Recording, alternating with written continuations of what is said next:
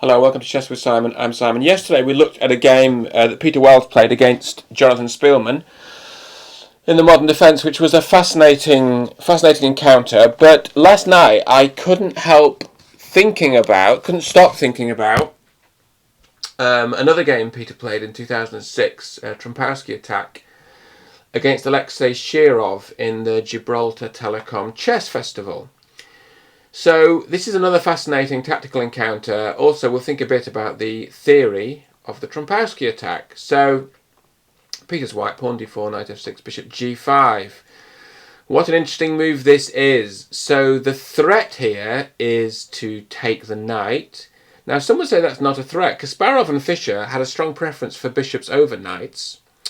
And I think all the modern elite players would say two bishops are more valuable than any other two minor pieces. I mean, it might depend on the pawn structure and the positional factors, but broadly speaking, a chess computer will add on half a pawn for the two bishops. So in a way, the kind of so-called threat is not a threat. I mean, white might get some structural compensation. My personal preference is to play e6 here, and then white may play e4. Black can play h6, white's forced to take the knight, otherwise the e-pawn's going to drop at some point. If the bishop backs up, black can play g5 and then you capture the e-pawn. Black takes back, and actually here, black's got the two bishops, no pawn weaknesses, lovely compact structure. White's got a bit more space, has a nice pawn centre, maybe has a dark square weakness coming. So it's pretty equal actually. So I like to play e6. I saw Julian Hodgson play this move, bishop g5, in a Grand Prix tournament 20-30 years ago, and his opponent sort of gave him a smile and played this, knight e4, and Julian gave him a sort of hard stare and played h4 and went on to win. This is what's nice about the Trompowsky, these sort of interesting novel positions, or certainly in those days that was very novel. Anyway, Shirov plays this, pawn c5, another good move, basically creating a route for the queen to come to b6 and potentially take on b2. White takes, which is the usual move. Black takes back, moving more pawns towards the centre and creating an open line, potentially open g-file and potentially a way out for the bishop onto h6. White pushes on d5. That's pretty typical of these queen's pawn positions. You see that in a regular queen's pawn opening after c5 to push to d5. Black's played queen b6, attacking that weak pawn on b2, which white defends with queen c1. You can't really play b3 here. Well, you can, but the dark squares around the queen side will become very weak after b3, and I mean, black could play bishop g7, for instance, and already that rook on a1 looks very exposed. So b3 is not correct. Queen c1 is correct. f5, so you can't play e4 now. White plays e3. There are other moves in the position. I mean, g3 is a good move. More positional, I would say. More of a solid, slower game. c4 is a decent move, although there may be a transposition because Peter plays c4 soon. e3, black plays bishop h6. Now this can only be aiming for pawn f4, because otherwise what's that bishop doing? Peter's not worried about that. He plays pawn to c4, defending that d pawn and paving the way for a kind of harmonious advance of the knight to c3.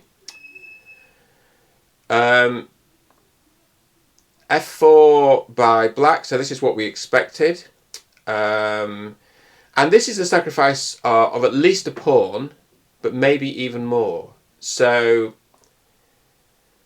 Peter accepts, black takes, and now there's a bishop sacrifice. Now, without looking at the engine, let's just have a think about what's going on here. So if this is a sacrifice, it's only a temporary one, because white takes on f4, black will take on b2, and then the question is whether white can defend that rook in the corner. Well, there's no dark square bishop, and the queen can't get onto that dark square diagonal from a1 to h8, so the rook's falling.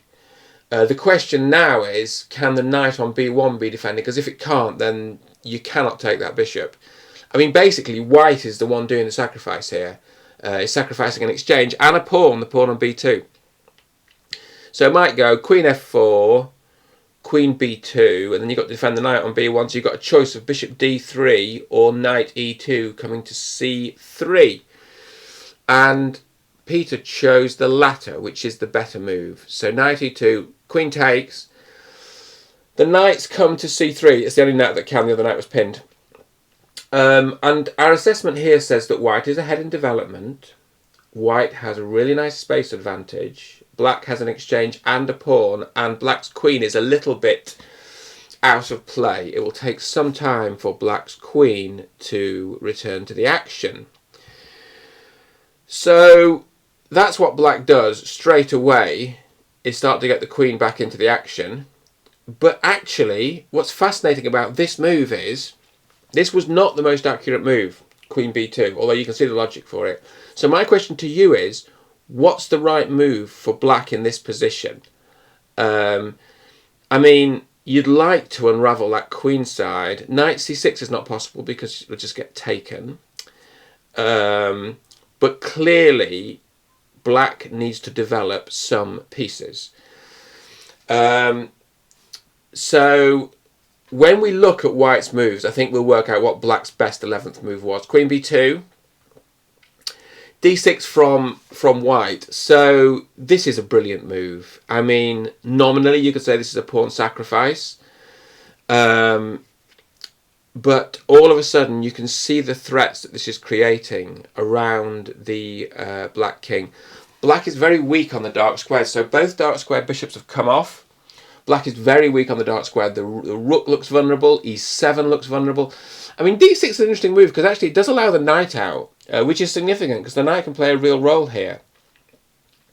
Shirov chooses to play queen c2 here. I assume the rationale was to stop the bishop coming to d3, because bishop coming to d3 is really important for white because it gives a second defence to the knight on b1, which frees up the c3 knight to go to squares like d5. Very attractive square for the knight. Possibly b5, but more likely d5. And also allows the king to castle. So bishop d3 is a very useful move. And it may be that black's trying to prevent that. But white has this fantastic move, queen e3, which threatens checkmate on e7, but also threatens to bring the bishop to d3 with tempo. So this move decides the game, and Shirov resigns at this point, which, you know, he's a really good player. He knows what he's doing, and actually the position is won for white. There is another example in the database of someone who got into a similar position, got to here, and instead of playing queen c2, played, I would say, a better move, actually. Let's put the engine on, we'll see if it's a better move. Yeah, the engine says it is a better move.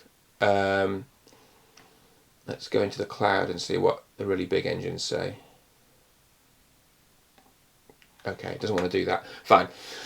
The better move was knight c6, but still white's winning here. So white has bishop d3. In the game in question, black chose to take on d6, but after white had castled, the threats to the black king were just overwhelming. So it did go on for a few more moves, actually. Knight e5, queen f6 threatening the rook. Black's able to castle in that position. But then here comes the knight, as they say in the trade. Knight d5, rook e8.